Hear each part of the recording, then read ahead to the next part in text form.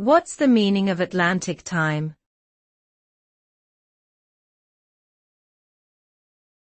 Atlantic time.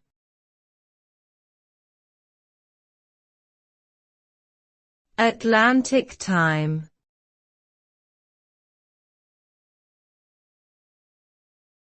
Atlantic time.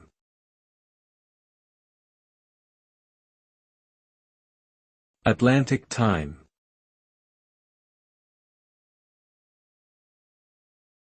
Atlantic time refers to the time zone that is 4 hours behind Coordinated Universal Time, UTC-4. This time zone is primarily used in Atlantic Canada, including the provinces of New Brunswick, Nova Scotia, Prince Edward Island, and Newfoundland and Labrador. The Atlantic time zone is also observed in some Caribbean countries such as Bermuda.